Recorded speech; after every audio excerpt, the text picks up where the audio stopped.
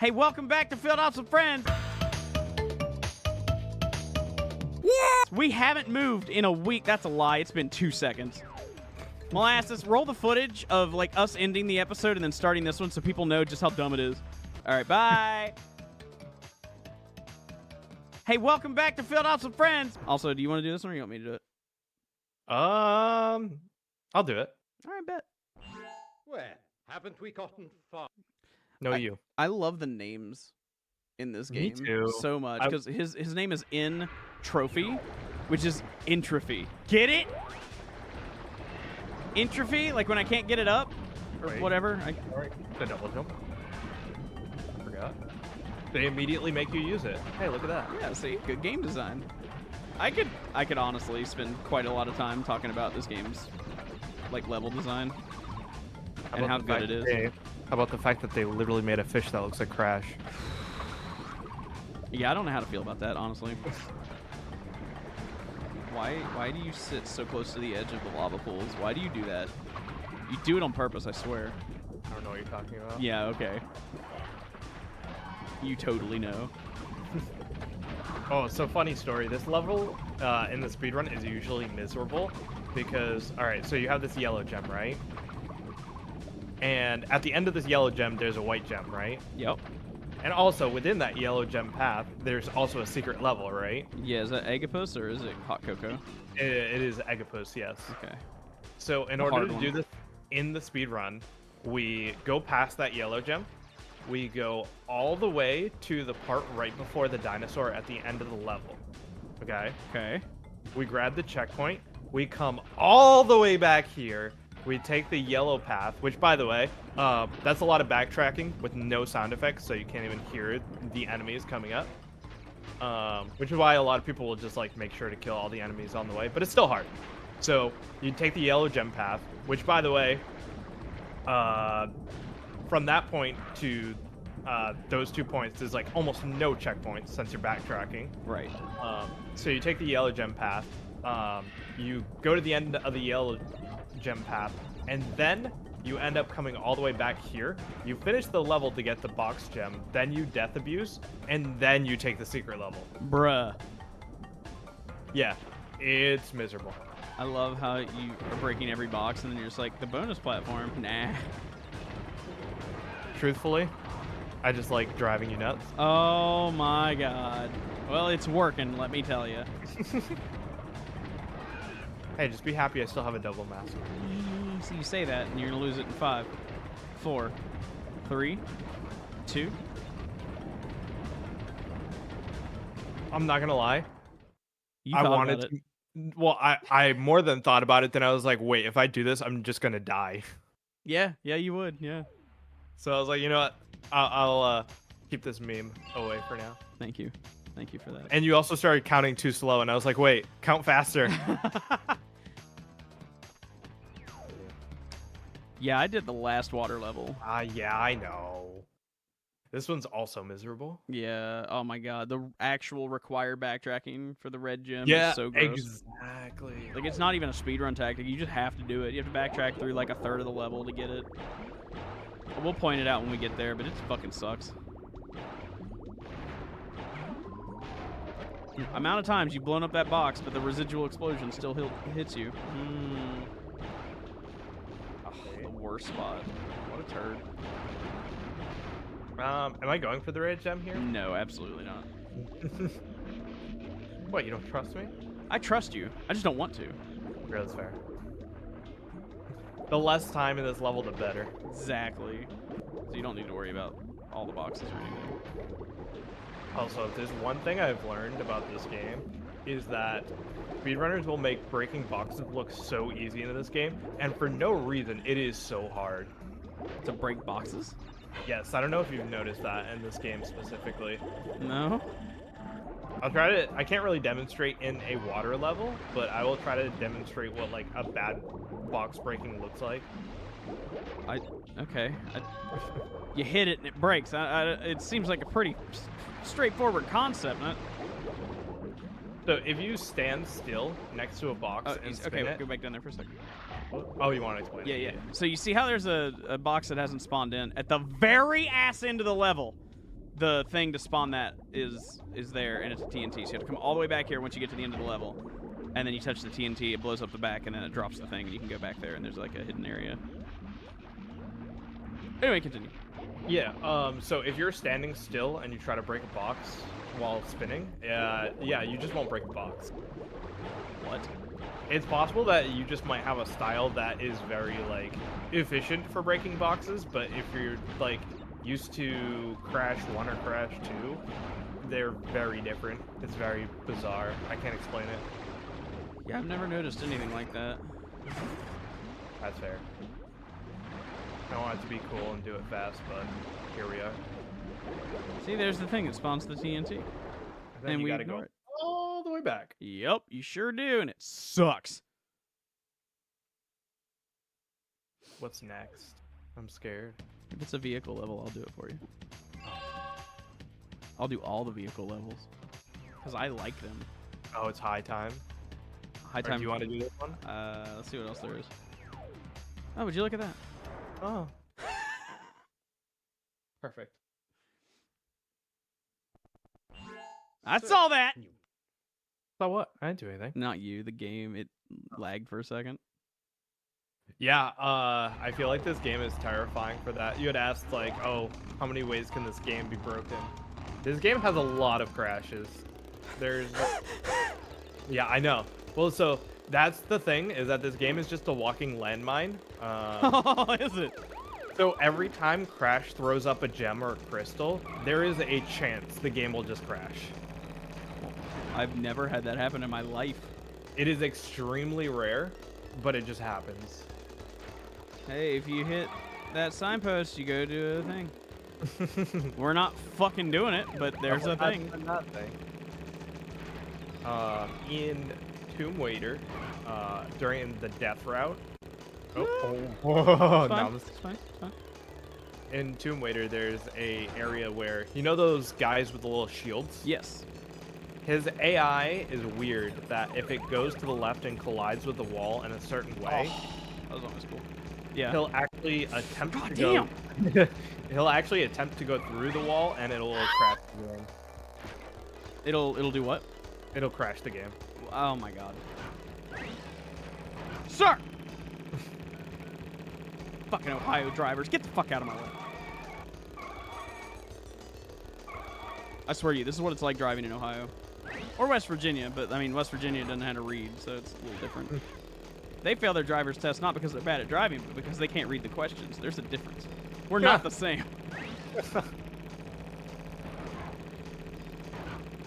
Yeah, these levels are like notoriously easy and hard at the same time. Where it's like, they're easy if you don't make a mistake. The minute you make a mistake, you will make 4 mistakes. Yeah. Because of the way the drivers will just line up in such a way that they will get in your way no matter what. LOL! That was hot. Just a little bit. Yeah. I mean, I missed 2 boxes, but other than that, it's hot. Also, like to point out that since we started playing this game, Renoa has been on my foot making biscuits. This bitch has been making biscuits for 45 minutes straight now.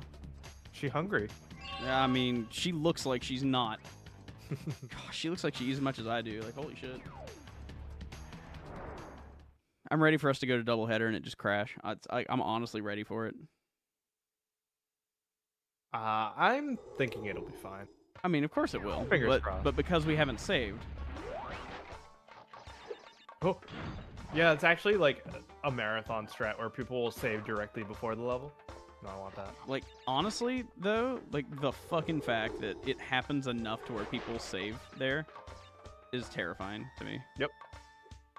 It was kind of funny during the 1545, which is like a 48, or I don't even know, like around a 48-hour, like crazy long run. Is they do relays of it. Yeah. Of course, because like why would one person do that?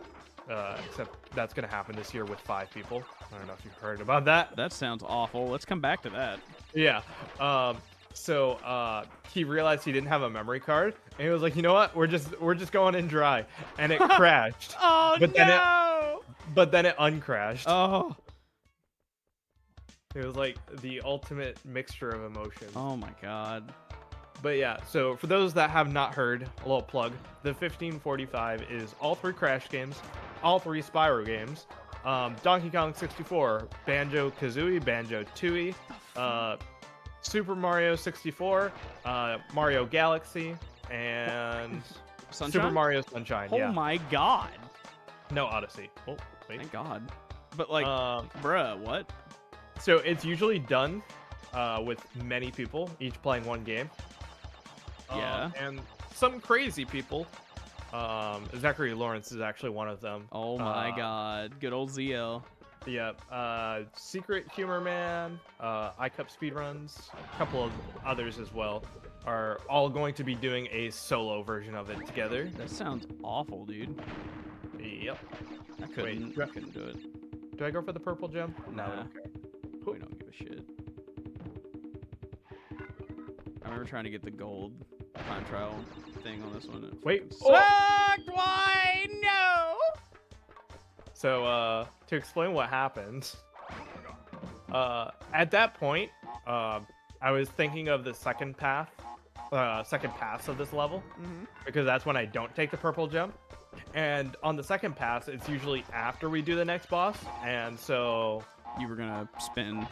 Yeah. Oops. I was gonna Death Tornado. Oh my god. So when is this 1776 happening? I believe it's this summer. I forget exactly which month. You know, I could be such a dickhead. I'm listening. Every time I'm like, I'm gonna be a dickhead, and PMan's like, let me get my notebook. No, like whenever they go to do it, I'll just do it really slow. just like play the games normally over the course of like 7 days or some shit, just to be an asshat. Perfect. I guess that would depend on when in the summer, but like, no, honestly, like, because all those games are good, right? Exactly. You said Crash 1 through 3, Yep. Spyro 1 through 3, DK64, Banjo-Kazooie, Banjo-Tooie, Super Mario 64, Sunshine, Galaxy 1, Oh, and Galaxy 2. and Galaxy 2. So I'm very, very used to doing, I assume it's 120 star runs of those? Full completion. Okay. So 242. Yeah. I'm used to doing the fucking Mario, those 4 Mario games to their completion every year anyway. Right. I'm pretty sure I'm not gonna do Nintendo November the same way I've done it before, because it's a lot of tracking, and it's just like we don't give a shit anymore. So I'm thinking I'm gonna do it a little different this year. I haven't figured out how yet, and I know it's halfway through February, but like I just don't want to. I mean, normally I have like the next year and a half of my stream figured out, but like for logistical reasons, I haven't been bothering thinking that far ahead. So it's like, I don't know what I'm gonna do. I don't give a shit. I hate this box. I hate this box. I hate this box. I hate this box. I hate this box. I hate this box. Don't do it. Don't do it. God damn it. Yeah, that's fair. Oh, I hate this spot, by the way. I know you do! Wait, you know about this? I watched it. Yeah, you. Yeah. Come on, do it. Yeah. So there's a very, like, weird spot here that, like, if you try to, like, slide jump, you just get stuck under here for no reason. Like that. You can't jump because you're crouched. Oh man, that reminds me of a glitch in Fortnite that's been around like this entire season. I know that's lame, but like, there's this fucking glitch in Fortnite that whenever you're sprinting and you like go into a slide, and then when you come out of the slide you go to sprint, the game still like thinks you're crouching, because when you slide you're technically crouched, and so you'll sprint while crouched, which you can't normally do. So your character model will have the run animation, and your stamina will deplete, but you won't fucking go anywhere because you're crouched. Something else. Yeah, it's. Oh. Wow. It's fine. We're right here. But yeah, it's yeah. I hate it because it happens to me all the time because I move fast in that game. Yeah. I have a surprisingly decent win rate on Fortnite, actually. I'm so bad at Fortnite. Oh man, I've got like a 14% win rate. I'm better now that building doesn't exist, though. Yeah, I mean, fuck building. Zero build's where it's at. I won't touch building with a 10-foot pole. Oh, that was weird, but cool. I'm just having a good time. But yeah, so like 14% of my matches, I just get first place. It feels really good. Best match I've ever had, I had just a couple weeks ago. I was playing with randos, of all things. It was squads, it was 4 players. And, what are you doing? Oh, I want to see if I could create a glitch. Is it a glitch? Oh. Yeah, that's the glitch. If you slide off of a TNT, you die. Yeah, I hear that happens. No, Good job. if you hit that exclamation point in a specific kind of way, it just will not spawn those boxes. That's nice. Yeah, I don't even know what to say to that. I'll see if I can do it this time. Well, you practice. I'm going to tell you about this match of Fortnite I have with these randos. Yes, please You do. ready? Between the 4 of us, we had 43 kills. In a game where there's 100 people, our team killed half the players in the game almost. It was hot. Yeah, it's kind of insane. Yeah, it was It's like a lot of people. yeah.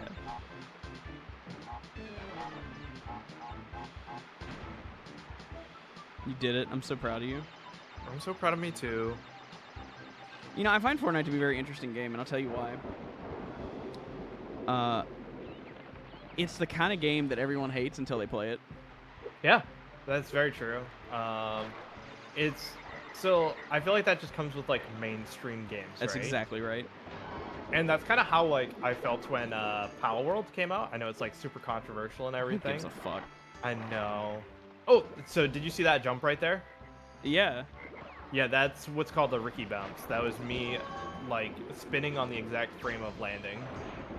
That's And fucking it's like wild. a very tiny jump that you cannot control. So it's not RNG, but if it... Oh. It's Hot. hard to predict. Is the best way to put it. Yeah. Oh. Dude, I'm having a time. Yeah, you are.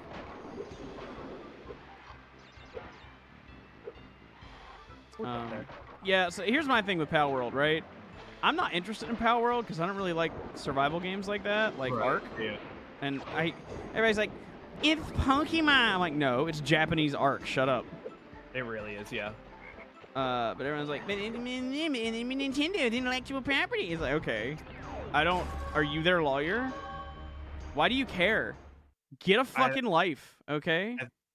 I think my favorite part about that is so Pokemon has responded, right, Uh-huh. to those, and they said we will investigate any instances of like property like stealing, right? Yeah. And people take that and say, "Oh, see, they're doing something about it." They never said they're doing something about it. They said that if someone is stealing, they will do something about it. Yeah. Do you want to do this, boss, or am I doing it? It's up to you. I'm gonna do it. Okay. Yeah, here's my thing, okay? Nintendo is downright famous Yeah. for suing the shit out of people and or cease and desists, okay? Yep. They are one of the most egregious companies when it comes to that shit. Yeah, I love this line. Now you're on my time, you little skunk. Give He me said the it. crystals. He said the thing, and then he's got his tuning fork or whatever. But yeah, Nintendo, famous for like, oh, you're making a game that looks like one of our games? Well, guess what? Stop or we'll sue you. It's like every fan project that's ever existed gets shut down the day it comes out. Consistently. Okay? And let me tell you what that means, okay? I want you to understand what that means. What that means is that Nintendo knows the law. Because if they were to start a lawsuit they weren't going to win, it would cost them a lot of money. And if there's one thing we know Nintendo's not going to do, it's waste money. So if Nintendo was going to do something about Pal World, they would have already done it.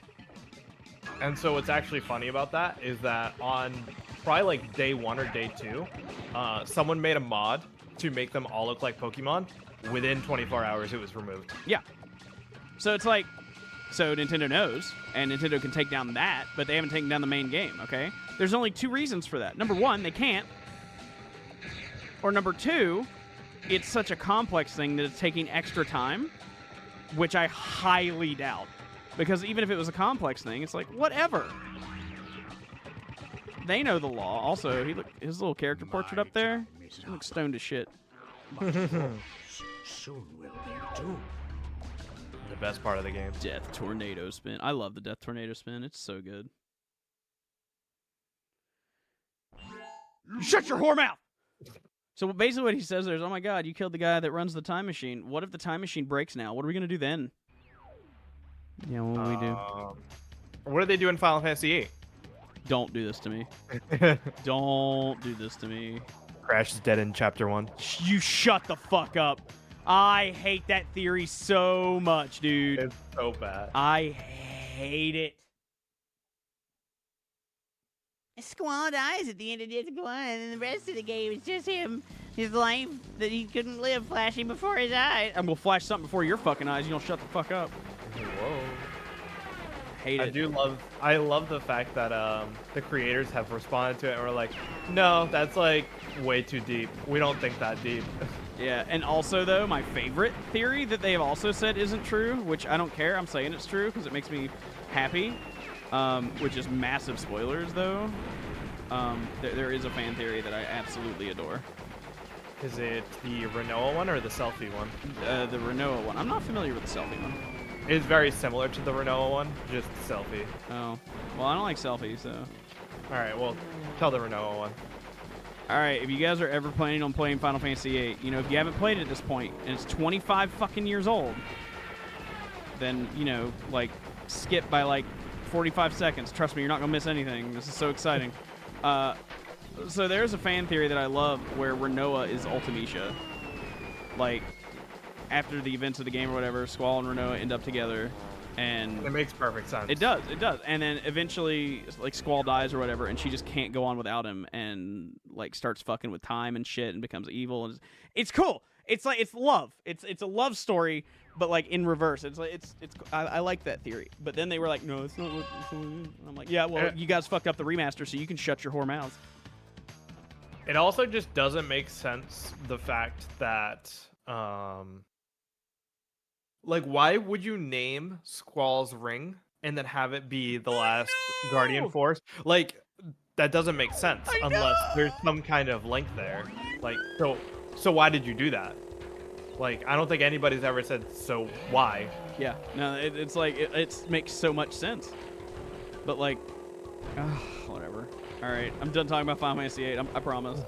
I'm not gonna turn this into Final Fantasy VIII warped, but I would if I could. Trust me. I mean, truthfully, we only have so much story to talk about in this game. Yeah, it's very gripping, I assure you. This is actually one of my least favorite levels. I'm happy to be doing it for you. It's one, extremely easy. So you think like, whoa, why do you hate it then? It's extremely easy, but also extremely unforgiving. You have this one mask, right? And you just lost the mask. Yep. And so the next checkpoint is coming up, but after that checkpoint, there is no checkpoint for an excruciatingly long time. Oh, just kidding. No, there is no check. Wait, is it? Yeah, this is the one. Okay. Yeah, once you get this checkpoint, there's a solid like 2 to 3 minutes of gameplay between the next checkpoint. Wow. And you have no masks. So while it's incredibly easy, just one hit and you just lost like 2 minutes. So for a speedrun, it's really gross. It's very gross, yeah. For this, it's fine. Yeah, I mean, I'm not gonna die anyway, so it's fine. I'm just too good, man. I'm waiting. Shut up, me too. It's actually really funny because I know a couple people that, I mean, they make video games. Because of course I know people that do that. And they made a game, and it's not out yet, but there was a demo for Next Fest, and I played it, and it was really good. But when they were like, I don't want to say they were pitching it to me, when they were like, all right, so here's like the deal. It was like an MSX style Metroidvania, and I'm like, okay, so it's hard as balls then, right? And they're like, nah, you'll probably be fine. And I'm like, okay, sure. And so then I 100% of the demo without dying, and I'm like, yeah, pro gamer here. And I just sent them a screenshot, and I was like, yeah, that's right. I'm a pro gamer. So I've just been like riding the pro gamer high, being a badass. I just wanted to plug that in there that, you know, I'm a pro gamer. I mean, everybody knows. I'm a professional and I'm a gamer. It doesn't make me a pro gamer. It's kind of funny. Whenever I talk to Zach and you get brought up, he's just like, dude, this guy's just so good at video games. What? No. Yeah. He says that about you like all the time. He's just like, he's so good. Like, he plays so many different things and just like, he's just good at them.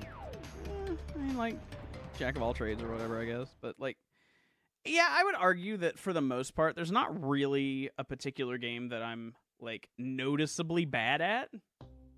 And there are some games that I'm pretty decent at, but I wouldn't say there's anything I really excel at other than maybe Diddy Kong Racing. I guess he just also is like always really impressed by your 12-hour challenge of Spyro 2, where you just like got a decent time really fast. Well, I mean, I knew the game, right? That helped.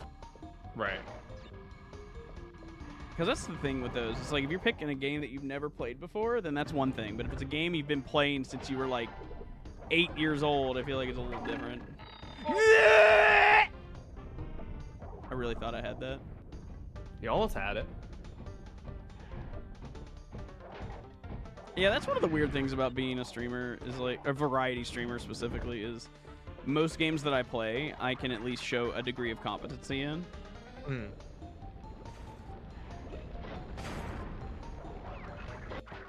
That was hot.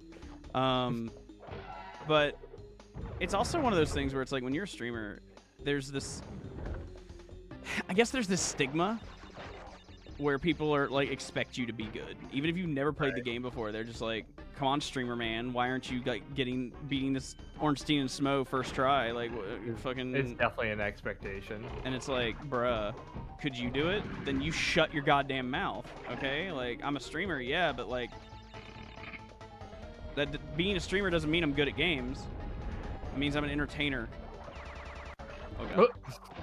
That was perfectly timed. Crash was like, "You're a what? I don't find you entertaining." All right, Crash, you didn't have to yell at me. Well, it's like they're like, "Oh, I played this game my entire childhood. It must be easy now." Oh yeah, dude, I see that all the time. All the time, where people are like, "Yeah, well, I've been playing Dark Souls for 15 years, so I think it's quite easy." And I'm like, Dark Souls is not fucking easy, okay? Just because you're good at it doesn't mean it's easy. It just means you're good at it. Right. But I feel like that also applies to a lot, and I mean a lot of retro games. Like, I raced somebody in Diddy Kong Racing once. No gold monkey for me. But I raced somebody in Diddy Kong Racing, and I was like, "Hey, you want to play Diddy Kong Racing?" And they're like, "Yeah, I love that game." I was like, "Hell yeah, you played it a lot, yeah?" And they're like, "Yeah, totally." Anyway, I was literally beating the game, and they were still like, they'd only beat 2 out of 5 bosses. So I was like, this is embarrassing. I'm just gonna end stream now. Yeah, You have fun. it was bad. But then we did another race of Banjo-Kazooie, and that was a good freeze frame. We did a race of Banjo-Kazooie, and it was so fucking close. Like, we were neck and neck until like the end of Click Clock Wood. I love when that happens. It was awesome. It was so fun. I like races, but like, obviously, right? Like, this is gonna sound so fucking obvious when I say it out loud, but like, I feel like it needs to be said, right? Is like when you have a race with a content creator on a game, it goes one of 3 ways, right? Either player 1 absolutely annihilates player 2, player 2 absolutely annihilates player 1, or it's close as shit. There is no other option. There's just not. Because like when you're a content creator and it's a game that you know, you have a certain degree of skill. Like you just do. And so it's interesting to me. Like, I have definitely done races where I just absolutely got slaughtered. I did a Ocarina of Time rando race, and I got absolutely fucking destroyed. But I knew I was going to get destroyed going in, so it's like, whatever, it's fine. Yeah. But yeah, it was like, oh my god, I'm getting absolutely wrecked. And then I turn around in a Wind Waker rando and absolutely destroyed everyone involved. I think the worst part is just when like one person is not having a good time. Yeah. You're like hard locked in an area, and it's like, it's awkward because we feel bad, but also like I literally can't do anything about this. Yeah, I had that once with a Wind Waker thing. It wasn't a race, but it was like not a multi-world, but like we were just all doing the same scene. It was just like a casual co-op-esque thing. and someone got stuck in a particular area because it was like combat based and they were kind of shit. And oh my god, it was awful, dude. Like there was so much yelling and screaming and throwing shit, and I was like, bruh. So that can happen, and it definitely affects things. But like also an interesting thing about that is how you respond to that can be a game changer, honestly. It's like if you have a bad situation and you can turn it into something really good, that can be huge. People can really recognize that, and it's a good creator skill to have. But it's also really tricky because you never know what you're gonna get into when it comes to working with other people. Yeah, right. Or if they'll show up. Yeah. Or if they'll even message you ever. Still waiting. It's been 2 years. Can you get a reply? Holy crap! I feel so seen. I didn't even ask if you wanted to do this level. I was just kind of going. I was an autopilot, man. This is what happens when I talk about streaming. My brain just goes autopilot on everything else. But you know what? I feel like with games like this, if you can autopilot them, it means you're pretty decent at them. Right. I'm also an inch away from you saying shit again and being like, speaking of, Yeah, I just speaking finished my of. coffee. Dude, I've been farting like this whole time, and it's not good. At this point, I'm like waiting for like a vehicle level so I can be like, all right, I'm gonna go power through this one. All right, well, do you want to do Tomb Waiter? No. Fine, I'll do Tomb Waiter. God, make me All do. right. Did I just have to do all of this lobby? I'll do the next one. It's fine. All right, and with that, I'm gonna go run real quick. PMan's gonna go poop, and I'll do Good Tomb luck. Waiter. God, I hate this level. I bet I'll hear you scream from the bathroom. I bet you fucking would. Now I'm gonna beat the whole level without dying. Here we go. This is actually really unique. It has rising and falling water, and it does not matter how many masks you have. If you drown, you are fucking dead. I was gonna go for it. I was gonna run that. Maybe could have made that. But so this is interesting, right? Because we were talking about how this game has gimmicks. Oh my, okay. How this game has gimmicks, like gimmick levels, like the motorbike levels, or the jet ski levels, or the tiger levels, or the plane levels. Like there's a bunch of gimmicky levels in this game that completely change things to where, oh, it's not a platformer anymore. Some people love it, some people hate it. It's just how it is, you know? But then you have levels like this that are still platforming levels that add some sort of gimmick. And honestly, I think this one's pretty cool. I think it's, for what it is, I think it's pretty well executed. And it's interesting. You know, it's something a little different. It changes the way you play the level. It makes you play slow, or it makes you play really fast, depending on how confident you are, or how fucking arrogant you are. Or, you know, if you're a speedrunner, but I mean, all speedrunners are arrogant when it comes to the territory. That's right, I said it. I'm going for it. Watch. All right, so I swear to you, I jumped, and he was just like, nah, I'm gonna stay here. That was such a waste, because I had that. I feel so cheated right now. Well, at least I didn't yell. PMan didn't get to hear me yell. He pooping. See, that's how it should have gone.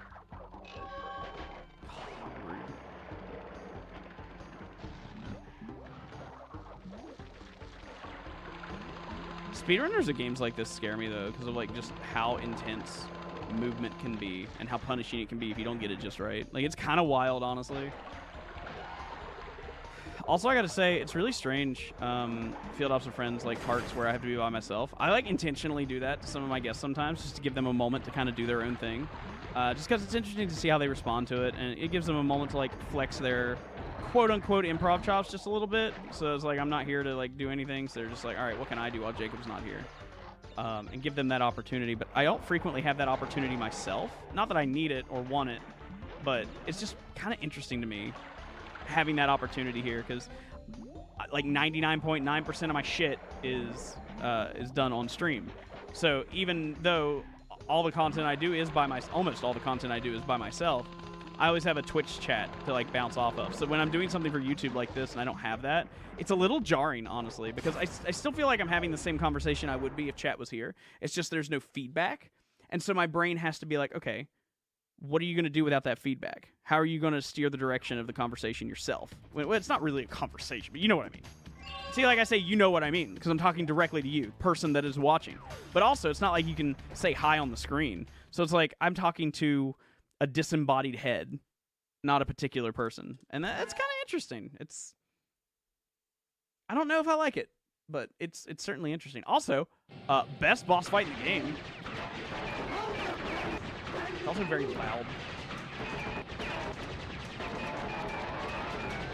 Shit.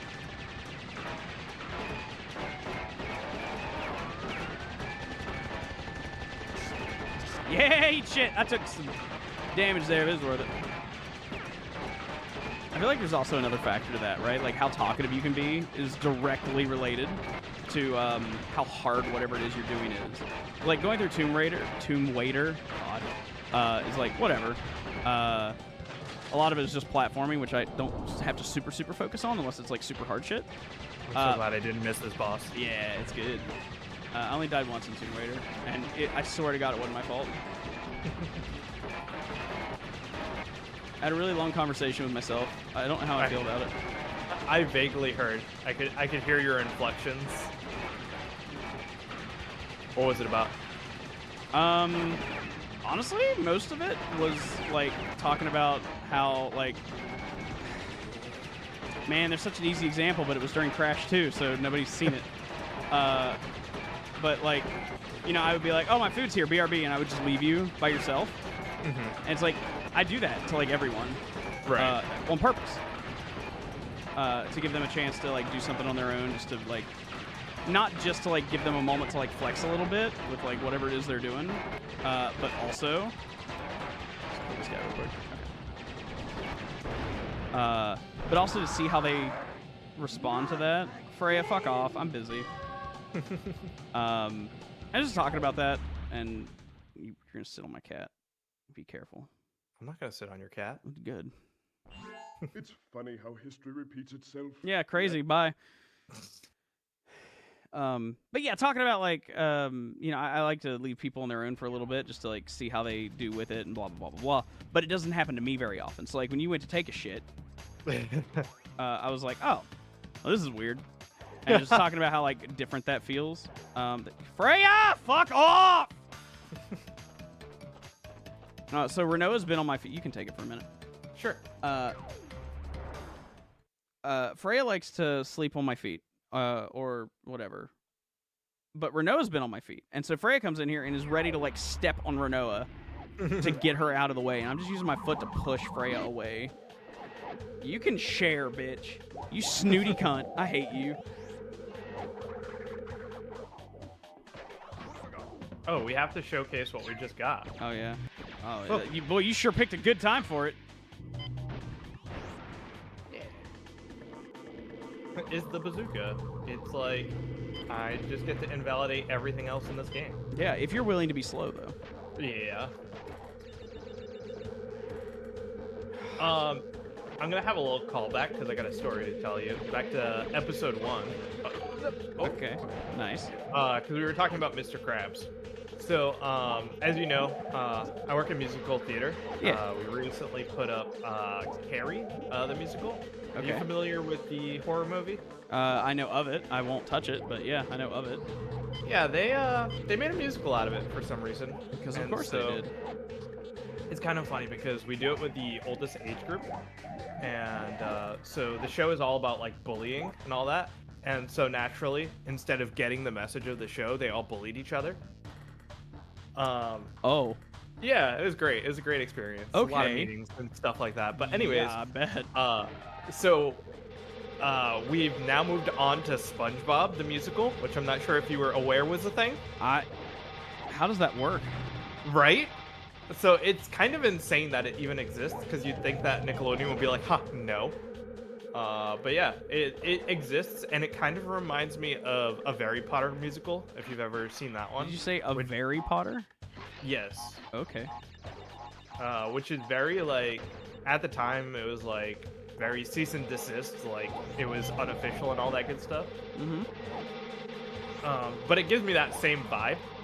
And so we started doing that with the oldest group. And like magic, they've all stopped bullying each other and just started referencing SpongeBob. Oh It's the my funniest god. thing. So SpongeBob is like the great equalizer. It literally is like What the fuck? Game's broken. Awesome. Anyways, My God, you saw it. You I knew know, it but was that, there. listen, okay, Don't even that go. was hot. Oh my God. I had one block to land on. Anyways, yeah, they all turned into my leg, and Of course, right? it's just great. It's great. I'll tell you what drives me insane about SpongeBob anymore is I can't go on any fucking website that has like ads or anything on my phone without seeing an ad for like AI music software, and it uses like Plankton and Squidward's voices to like sing Really? songs. And it's like, download this now, and it'll just be like that, and I hate it. I hate it so much. So I've heard Plankton sing covers of so many songs because I've been forced to deal with ads that have that. And I'm So- like, this sounds like a crime. What's kind of funny about that is I kind of need that kind of stuff now. Have you ever heard of the term a Foley artist? I have heard of the term, but I don't think I know what it is. So basically, it's the guy in movies that's responsible for like making sound effects. Oh yeah, where they like have like Sound the aluminum sheets and shit.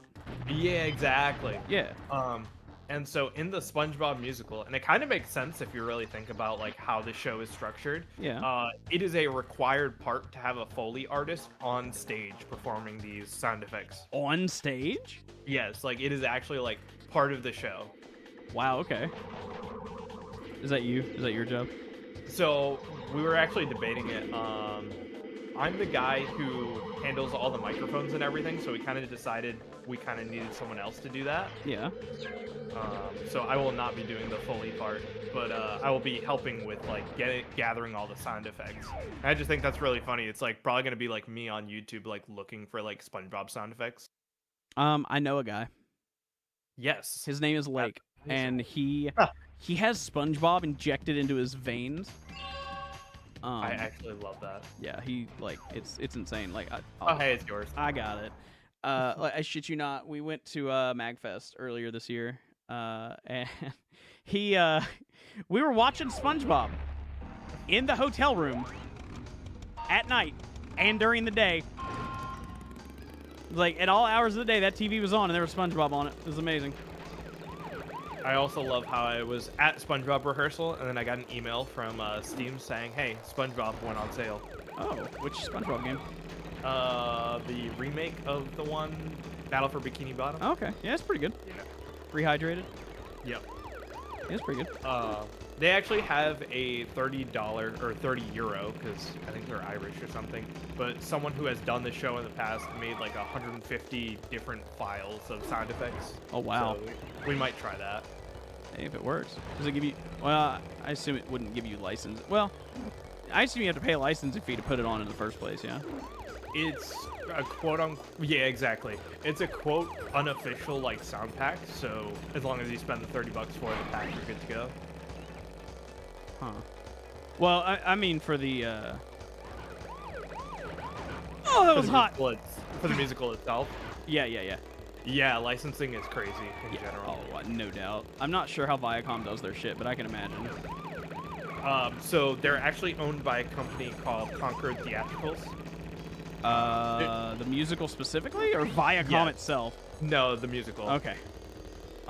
There's two like major companies. MTI and Concord are like the two biggest ones Okay. that we buy our shows from. And I assume they And- do the licensing like ahead of time, and then Exactly, you license yeah. sub-license from them. And it really sucks because we're not a school. So by default, we pay more money for everything. No discount. Yeah. Yep. That was hot, by the way. That race was great. That was very hot. It's kind of Yeah. funny. They put orange asphalt at the end of the game, but it feels like one of the easier motorcycle levels. Yeah, I could agree with that. You know, I don't think we ever ended the episode, which we were supposed to do a while. I don't remember. We got 3 levels though. Yeah, I know. I don't remember. Molasses, if I didn't, just go back and put something somewhere. I don't know. Just like shit on it. Just literally just take a turd and just, I don't care. You'll figure it out. We're going to literally beat this game in like less than 100 minutes. It's going to be fine.